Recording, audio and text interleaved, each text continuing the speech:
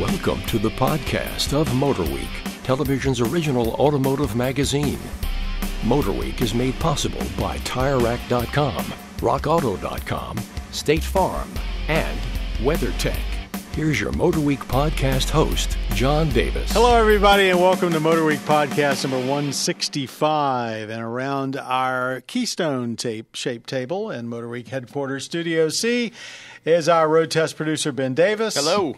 Our online content coordinator, Greg Carlos. Hello. Who I'm have to say also is one of our chief testers. Our over-the-edge reporter, Zach Maskell. Hey. Who basically, if it's a performance car, Zach is in it. And our video producer, editor, and historian, I have to tell you, is Joe Ligo.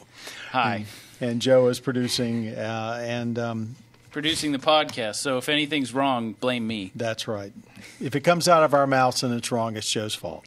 Okay, we've got a trio of vehicles to take a look at. We're going to talk, we'll have a lightning round, a viewer question, see if anybody's got a rant and rave. But let's start off with a car that Zach is, I saw at the auto shows, but Zach is the only one that has experienced it. The 2000 Porsche Panamera Sport Turismo. Let me set the stage. A new, all-new Porsche Panamera second gen came out almost a year ago, but it was delayed coming into the U.S. because of some of the VW emission problems. Porsche is part of VW. And even before the first regular Panamera got on sale in the U.S., Porsche was already showing offshoots of it, and one of them was the Sport Turismo. What is the Sport Turismo, Zach? Why is it so different? It is a Panamera wagon. You wouldn't think those words could go together. It can. Porsche probably wouldn't want you to say wagon. Or shooting like a brake. Shooting brake. Or lifestyle activity vehicle or some Sure, marketing if you will. But I think shooting brake fits it perfectly. Like whenever I hear shooting brake, I would picture this type of look. You know what I mean? I think they did a fantastic job with this car. It's absolutely gorgeous. You know, they are still going to be selling just the sedan, but we'll have 4 of the Sport Turismos coming to the States. And the blue one, I forget the exact name of the color. I couldn't stop staring at it on the press trip. It was just so good looking. The last Panamera, I wasn't a fan. I thought they were cool. I said, hey, look at all these engine choices, yada, yada. But I was like, I don't know that I would ever buy one. But this thing in person is just spectacular. It is a beautiful vehicle. I mean, they've added, you can now get actually a third seat belt in the back. And I think it has a little bit more headroom and more cargo room. But it does. It's really about style. I mean, let's face it, the original Panamera and even the second gen, it's still a hatchback, even though we all call it a sedan.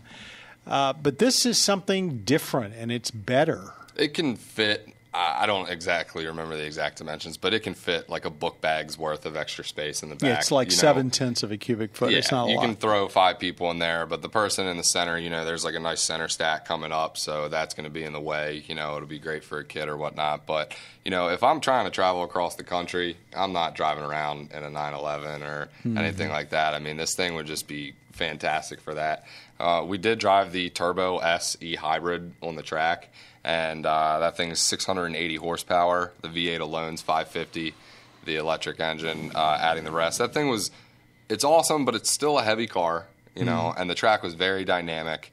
I'd much rather have, a Cayman on the track, but it could really handle its business around there. But it's a lot more comfortable on the street. Fantastic cruiser, typical Porsche suspension. It's soft or whatnot, but you still feel the road. So it's still an enjoyable sports car. I mean, this is like the definition of basically a luxury sports car, almost supercar. Mm-hmm. So it's interesting that when the Panamera came out, it actually shares its base mechanicals with the Cayenne SUV, which is, right off the bat, it was the largest Porsche that had been built at that time. And I'm not sure if it may still be. But over the years that it was out, they refined it to the point that it and the Cayenne, when you read our descriptions of how they handle, it's not a lot different than a 911. It's heavier, but otherwise as far as attitude on the track and so forth is pretty amazing. They stole a lot of the styling cues from the 911 for this, for the new generation Panamera, and we thank many people for that. The Sport Turismo still has a spoiler, a retractable spoiler? It does, yes. Yeah, it's up top. I think on that one, it's up top, and then on the sedan, it comes out. It's really cool the way it kind of like splits open and then comes out. And then I think on the wagon one, it just kind of pops open. Zach and I have dominated this conversation. Any comments from anybody else? Have you seen pictures of it to the point you have I agree have an with impression? the paint comments. And I'm sure Porsche's finishes are impeccable, but just looking at the footage that you brought back from the trip, you're right. That blue is unreal. Oh God! And then then so on point. the other thing was I was researching it for the rundown in the podcast. I mean, how many engine options does it have? It's just like there's two V6s, and then the hybrid, and then a V8, and then 6. I think we have 6. So I mean, I'm assuming you didn't have a chance to drive every single one during your trip. No, I didn't. But what'd you think about the hybrid? Because they've had that for the last gen had a hybrid. You could still too. tell it's a hybrid, regen braking, just kind of the way that it accelerates. I mean, you're in a hybrid. You wouldn't have to tell me. As soon as I get in, I know it. It's just got that typical feel, but it's, when you're cruising on the highway and everything else, it feels as it should, and you could give it the business a little bit. Anybody else? All right, moving on. Thanks very much, Zach. 2018 Ford F-150 Raptor. What can you say about the second-gen Raptor? It's not exactly more of the first generation. It's a little different. It's a lot different, yeah. Go ahead. V8's gone, so now you have the EcoBoost 3.5 with 10 speeds. Which is an engine shared with the Ford GT. It's pretty incredible. I mean, you're talking 510 pounds of torque. I personally had it on back roads. And the paddle shifters are so huge, and the suspension is so rolly soft, and it felt like a trophy truck going through these back roads that I grew up on. I'm just like cracking through the paddles. I mean, it was a sports car to me. It's pretty amazing. Off-road sports car is probably about the best, a very good way Closest to describe to it. a Dakar 959 that I'll ever get. Yeah. That's what I was picturing in my mind the whole time. It's a much more sophisticated effort than the first Raptor was. I mean, I found the ride to be amazingly compliant and easy to live with on a day-to-day. I was expecting, even the first one was not as rough as I thought it would be. But once you've climbed up into it, you're almost in a monster truck type atmosphere. But it just handles so well. It does. It's fun to drive. It's amazing because I never thought the old Raptor design to look old. But when you park them next to each other, it really makes the previous gen Raptor look ancient. It does. Really? It does. Yeah. But a lot of people look at the new one and think it's not wild enough. I think the Ford's sensing they've got a bigger market for it. And maybe that's why they've done it. It still looks plenty aggressive, though, I think maybe Ford's a little surprised how big the market for the first Raptor Oh, was. absolutely. I think they're really happy about that. So I think you're right. Maybe they made it a little more conservative and figured the aftermarket can supply all the wild goodies you would need to make it look unique. They can't keep these things in dealerships. As soon as they come in, somebody has already bought it, and it's off the lot. And that's with a $60-some thousand base price. Right, yeah, the MSRP is $49,785, but I'm sure that you're not seeing one at a dealer for that. I'm sure that they're all optioned up, and there might even be some markup on there. If Zach's right, if they're not keeping them in the lots, I'm sure the dealers don't mind making a little extra here and there on them. I'm sure. Greg, any comment? You've been very quiet. Yeah, I have. I was just enjoyed listening to you guys talk. I talked to a lot of people about it, and there's certainly mixed feelings. And I understand the people who miss the V8 because there's just something about a V8 in a truck. And I think that the twin turbo V6 is extremely strong. And once you drive it, you'll see that maybe I don't need a V8. But it doesn't sound as good as the previous Raptor. Now, I've heard Raptors. I've never driven the previous Raptor. Mm-hmm. But I understand that you might. I mean, there's a lot of people like to hear their car or their truck, and you don't get that same brutish, beefy sound that you were getting from the previous Raptor. So if people are going to complain, I'll say I definitely understand it. But it's not a V8 sound. No, absolutely not. You hear a lot of turbo noise, which is, again, it's preference. But it's definitely an incredible truck, and it's impressive. And like Ben said with those paddle shifters, You don't see that in a big pickup truck very often, and it's surprisingly satisfying to use those paddle shifters. Yeah, especially when you have all your sport settings turned on, and it really makes really smart work of the 10-speed auto, which is a hell of a lot of gears. Crazy burnouts, too, as we found out. Now to move on to something at the other end of the automotive spectrum, our 2018 Hyundai Ionic Hybrid. This is very different. Go take it away, Joe, since you said it first. Very different. This is basically a huge change from the Raptor. I mean, well, that's what it's a dedicated. It's like the Prius in that it's built on a dedicated hybrid chassis. Right, and it's similar to Honda's Clarity strategy in that they're making one platform with 3 different powertrains. Now, there's no hydrogen version, but the idea here is that there's a plug-in hybrid, which isn't out yet. There's a full EV, which is only available in California, and its range is only about 120 miles or something. And then the one we had is the regular hybrid, just like your garden variety Prius kind of thing. It has a 1.6-liter 4-cylinder, 139 horsepower combined. Although it's not a CVT, it's a real dual clutch. transmission. Yeah, it's a 6-speed dual clutch transmission. What blew me away was the EPA numbers are high 50s. It's like 50 for the blue trim level, which is like their extra eco version. I think it's 57. Does City that beat 59. Prius? A standard. It's close. If it doesn't beat it, it's pretty close. I've forgotten exactly. There is one model I think that might eke out a win there, but I think it's also worth noting that this is the Hyundai's version of the Kia Niro. Right, which yeah, actually launched first. Right, the Niro launched first, and it's more of a crossover-y type thing. They made it square. That's really what you're talking about. Yeah, I mean, it's about as much of a crossover as I am. So. Right, yeah. So it's and I'm not the Niro is marketed. That's the tagline. The Niro is marketed as a crossover, but it's pretty much just a tall hybrid, and this is a short hybrid. And, this looks more like the Prius. Right, profile. It has that teardrop kind of shape and the weird kind of hatch that doesn't taper off as much. But I don't know. I didn't get the chance to really spend some quality time with it. So what about those very of you smooth. who did? Yeah, I actually liked it more me too. than the Niro, and I think that it probably won't happen quickly, but I think it could actually put some pressure on a Prius because I personally felt more comfortable in the Ionic than I do in any Prius. I don't really like the way a Prius makes me feel like I'm in a hybrid.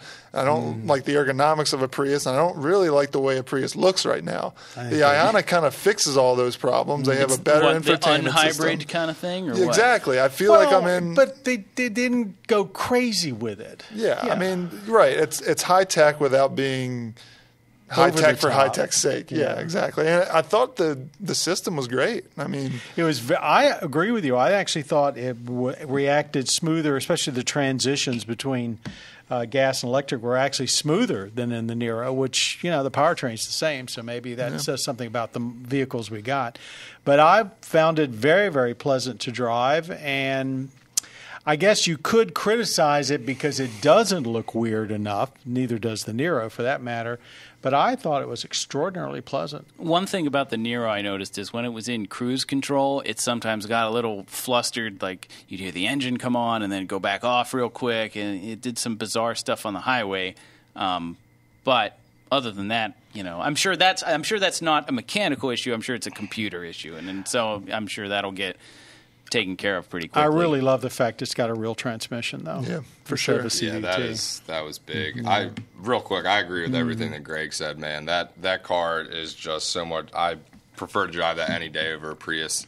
It doesn't make me drive weird. It doesn't make me do funny things that I don't normally do on the road, unlike in the Prius. So, and is this the Prius's first real direct competitor? Because the Insight from Honda was never quite direct, and the C-Max from Ford was never kind of the same. Well, I'm not thing. so sure you can say that. There's been plenty of. Which are you talking about? The regular hybrid or the plug-in hybrid? There's plenty of hybrid cars out there that maybe they might be bigger or smaller or whatever, but I'm not so sure they've not had a direct competitor. But they haven't sold as well. They haven't put a dent. Yeah, I guess that's what I'm getting. Is this going to be the one that Prius is to hybrid what Kleenex is to tissue? I mean, when it's the first thing you think of. I don't think that's going to change, but I think it's going to give people a second choice. It's going to be probably more. if we know one thing about Hyundai and Kia, they don't walk away from a segment. So while other manufacturers, some of them have dropped their hybrids because they didn't sell very well, I think these folks will stay at it for the long haul.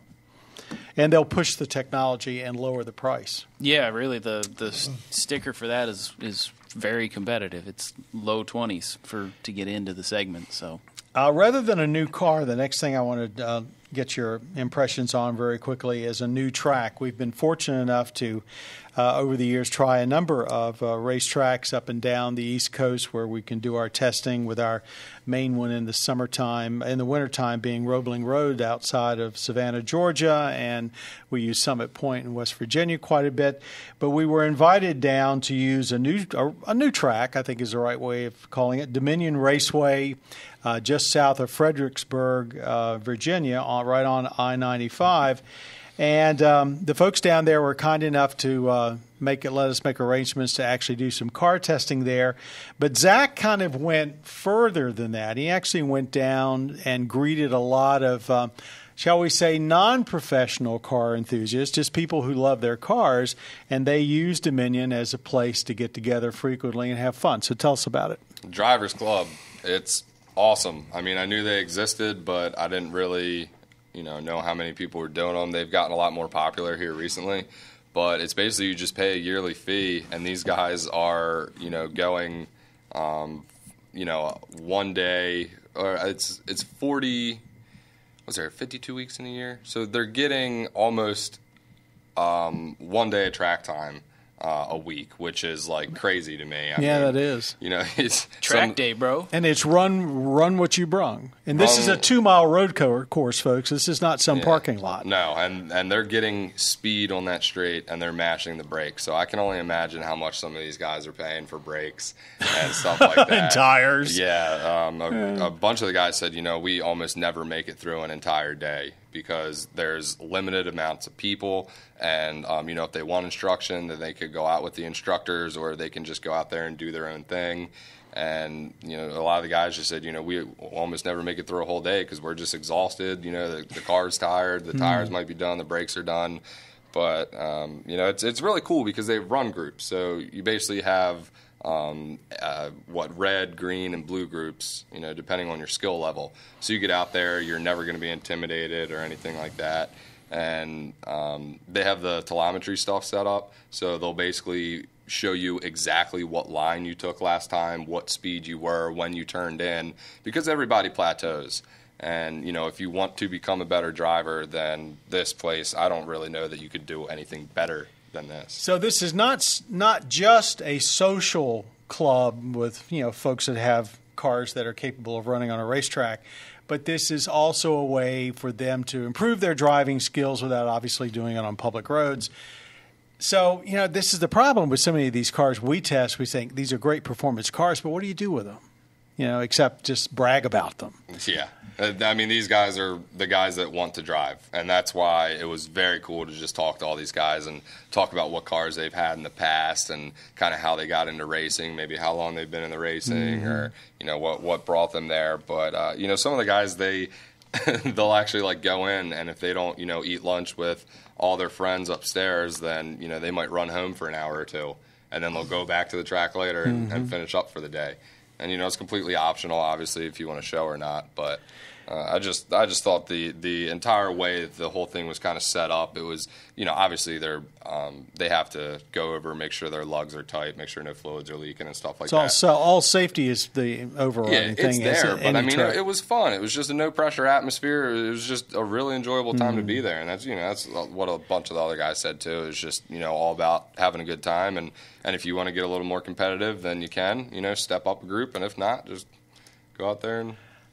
I know tracks all over the country do similar types of clubs, but this particular one at Dominion Raceway seemed to be very well set up for low pressure. Come in, have a good time, but learn what your car is all about. At the same time. You get plenty of time on the racetrack, man. Yeah. I mean, personally, I go racing a handful of times a year, and that's pretty much what I can afford and how much time I have. I mean, the fact that these guys get that much seat time, I mean, that's a dream of mine, and that's coming from somebody that gets to drive awesome cars all the time, So it's crazy. I would love to do that. Thanks, Zach. Let's move on now to our lightning round. 2 minutes to debate or talk about an automotive topic. Time's up. Joe is going to hit the bell. I wonder what hotel we stole that from. Okay, this is very much in the news in our business right now. Mazda has just announced that they're actually going to come to market with what's known as a compression ignition gasoline engine. In other words, an engine that operates very much like a diesel engine but actually uses gasoline. It will use compression rather than a spark plug to ignite the fuel, except in cold weather and when you need a lot of demand. So there's still spark plugs there, but they won't be activated except under certain conditions. The end result of this is a gasoline engine that gives you the fuel economy of a diesel without the nasty diesel exhaust. And a lot of automakers, including Hyundai and everybody else, have been working on this for a long time. Big trucks have been looking at it as a salvation on how to get more fuel economy. Here's little Mazda. They says, we've not only done it, we will have it in production in 2019. The big bugaboo has been the transition between spark and no spark and making it smooth. What do you think, in light of everybody's craziness about Guzzo, all electric, what does this tell you? What do you think of this? Any comments? Start the clock, Joe. I started. Sorry, you go first. Yeah, I was just going to say, I think it's just goes to show that while we are pushing towards electrification, hybrids, full EVs, I mean, we still have to develop the technology we're currently using, internal combustion engines, until we can get to the point where we are fully on electrification. So I think it's great. I am a little skeptical because that seems like a pretty lofty goal, and I'm sure that they have it figured out. But as we've seen with everything else, once you start putting a lot of miles on it, you get a lot of people driving it, that's when all the bugs are going to come out. So I'm interested for sure. And Mazda is generally a company I trust for the most part, honestly. Yeah, I mean, it kind of seems like a 3-minute mile. Like, you know, if they've finally cracked this nut. But I think what's going to happen is it's all about money. Once it becomes cheaper to build electric cars than it does to build this, it'll kill it instantly. I don't know how you could say that. Really? The amount of battery power that you're going to have to put into an electric car to go 500 and 600 miles, which I think for Americans is what they really expect. Well, true, yeah. And the cost. Here they've taken an existing type of powertrain and basically, well, at least extended the life of internal combustion engines, because diesels, as we know, are falling out of favor in Europe. As an engineer, I find it wonderful, and something I expected really for cool. a long time is, and we've seen it actually as the fuel economy regulations have ratcheted up. We've seen a lot of smaller, advances, but this is a big advance. We're talking 30% better fuel economy. So I'm excited to see it and drive it, but I worry about the economics of it long term but I think it does prove there are companies out there that aren't putting all their chips on electrification. Both Fiat Chrysler and Mazda kind of shows that they haven't. I guess electricity is not a foregone conclusion yet. Yeah, I mean, it's kind of nice to see that they're based in a little bit of reality. The reality is we're not ready to go full electric yet. We haven't even gotten to 1% of the market yet. People aren't ready for it. So let's keep making the things that people do trust, internal combustion engines, better. I mean, like John said, that's a 30 to 40, what was it? 20 to 30% increase in fuel economy. I mean, that's huge, and that's great because that's the ultimate goal, is use less fuel. And anything that gets us to that point is a good idea if it works. Yeah, when the day comes that you'll be able to pull into a service station in the middle of Idaho and charge up your electric battery, and the same time you can gas up a car, I think what you're saying is absolutely, a foregone conclusion, but I'm just not convinced that's around the corner. Anywho, that's my opinion. Zach, there's the performance. I'm with you guys. I mean, especially with what Greg said, really,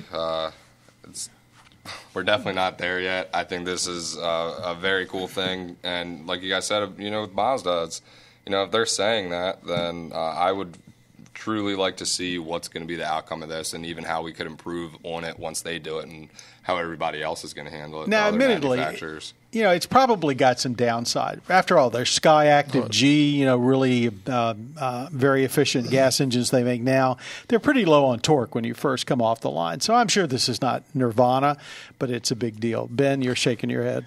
I'm just anticipating for the numbers to come out as far as horsepower and torque go. That's interesting. I'm interested in what those would be, or how it's going to match up. Yeah, how running on compression versus spark plugs affects those numbers. Yeah, because a diesel engine always has a lot of torque. Yeah, but I don't know. I wouldn't suggest that. I wouldn't think that would carry over. I mean, because does that mean they're using a glow plug of some kind? Or? It means, well, they shouldn't have to. I've seen various big semi-truck engines working on this, and they usually have some form of a spark plug that is used under some conditions. And Mazda said in their release that they do use a spark plug in some cases. Mm-hmm. And generally that's under heavy load, and I've also heard it needs to use that under when it's very cold. Right.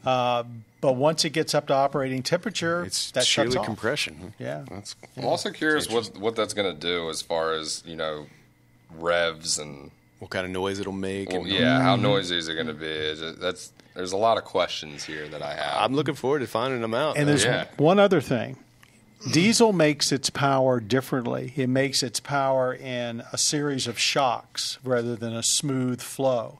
So now and that's why diesels have such heavy-duty hardware, heavy-duty transmissions, heavy-duty axles. Does that mean we're now going to have to beef up a lot of the components in the gas car to handle that kind of power flow? And what's that going to do to weight and fuel economy? So a lot of unanswered questions. Very good. Very good, everybody. So we went a little over, question. but we covered a lot of ground on that one. All right, let's move on now to a viewer question. This one's from Carlton. Okay, my son's in college in Colorado Springs. Because of the snowy weather in that area, is an all-wheel drive vehicle better? What would you recommend for under $25,000? Thanks so much. He absolutely loves MotorWeek. Thank you, Carlton. Subaru Crosstrek. Want to tell us why? Fully loaded one, I think under $25,000, and a bunch of my friends have them out there. And even if you don't want a new one, there's a lot of used ones out there. And you'll fit right in Colorado. Yeah, you'll fit right in. I mean, they're absolutely everywhere. But I've driven there numerous times and in numerous friends' cars, and even when they have all-season tires on there, which I don't exactly recommend, they make it around just fine. And frankly, you could save some money and buy an Impreza hatchback, which is the basically the same vehicle. I would prefer that. If you're not worried about ground clearance, you'll get way better handling. Exactly. I mean, we're talking Colorado Springs, and we're talking a lot of snow. So I think, in addition to the all-wheel drive, that's why I would go Crosstrek over like an Impreza wagon, just for the ground clearance alone. I'd recommend save some money and get an older Forester. I mean, if you don't mind buying used, I had a Forester in college that had over 200,000 miles on it, and that thing was great because a little more room than a Crosstrek. You're hauling your stuff back and forth from your dorm. I would recommend it. And the roads get messy out there too, so you wouldn't be messing up a new car. Quite as much. But granted, they don't really use salt out there, so. The question kind of says, is an all-wheel drive vehicle better? I mean, I'm assuming that means better than like a four-wheel drive vehicle that you could take in and out. Or a front-wheel drive, I think. Oh, I see. Okay, that makes sense. All right, I'm cool. Yeah, Subaru would be a good point. Since it's for your kid, they crash really good, too. I actually also looked at the used market, and to me, thinking if I was that age, would I want something, especially in Colorado, that looks pretty tough? There are things out there like used Nissan Xteras, 2 years old for $25,000, which is a terrific vehicle, and it really is an off-road vehicle. It'll tackle snow plus the terrain out there. I guess my favorite would be something like a used 4Runner, but they're awfully expensive. That is the downfall. I like CRVs too. CRVs are less expensive, and I think they are goats. Mm-hmm. You're right. They will go through almost anything. But if you're going to be doing a lot of driving, because there's, if you're staying within the college town, then it doesn't really matter so much. But if he's going to be crossing the state a lot and whatnot, I would definitely at that point recommend the 4-cylinder. Right, Subaru. yeah. If you're driving back and forth a long distance to college, the little Subaru will get good mileage. If you're making and you'll be airport safe. runs and stuff, you don't really want to do that in a 4Runner or something that big. Well, hopefully that helps. Thank you, Carlton, for writing us, and thanks for the compliment, and hope your son does well in college. All right, Rant and Raves, anything anybody want to talk about that has been annoying them lately? Oh, boy. I got one, but I don't know if I'm ready to pull the trigger. Oh, on it. man. I don't know if I'm ready for that either, dude. All right, so real Somebody else quick. got one. Okay. The Lexus LC 500. I got in there, man, the shifter. I'm like sitting there doing this and doing this. I felt like I've never been in a car before. This is one of the most spectacular-looking cars we've seen in a long time. We can't stop looking at this freaking car. And we can't drive it because we can't get it in But gear. we can't get it in gear either. I see what you're talking about, but I picked it up pretty quick, though. I don't know, man. I put it in neutral a couple times driving down the road trying to switch it to manual mode. It just went to neutral, and I'm like, okay, let me get this down. I mean, e-shifters, the bane of our existence. If you own the car, it's going to be different. And then to that same degree, I mean, the Bentley Bentayga, the same exact problem. Not the same shifter, but also one of those like self-centering shifters that you never going know if forward it's, to go into reverse. Wow. That drove Benny crazy. You were you were God. just Yeah. Well, you know why? Because there's a button on top of the shifter, and if you've ever driven a car, you know that you need to push that button down to put it into park. It's a reverse lockout. So, but in the Bentayga, you push that button down, throw the stick all the way forward. That's reverse. At that point, it made no sense. at that point, I'm ready to get out of the car and leave it running. You know, well, that thing's moving. But yeah, there's a park button. It's cool. You learn it. You're going to know it, but you lend it to your mom. She's going to crash it in the garage. That's another thing. The number of cars out there now that, fortunately, most of the newest ones, when you hit the stop button, because there's no keys anymore, if it's not in park, it will go in park. But there's plenty of e-shifter cars out there.